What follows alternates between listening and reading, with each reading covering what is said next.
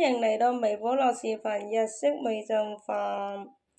首先呢，就隨意準備啲剩翻嘅飯。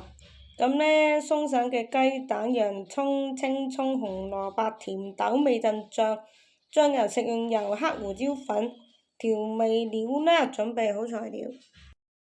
將所有嘅食材全部切好備用。喺炒鍋中加熱1大匙食用油，將打散嘅雞蛋倒入鍋中，炒至熟透後盛出備用。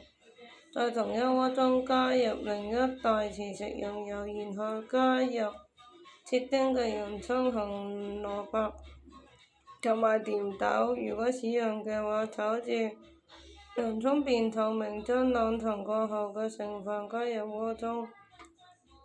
使用鍋上將米飯壓散，炒均，確保米飯均勻受熱，加入味噌醬和醬油，繼續翻炒直到所有材料均勻混合，並且米飯上色均勻，將先前炒好嘅雞蛋加入鍋中，輕輕翻炒至混合均勻，最後調味，根據口味加入黑胡椒粉同埋鹽，最後貼上青葱進行裝飾，將炒飯盛出，可以搭配一些醃菜或者海苔享用。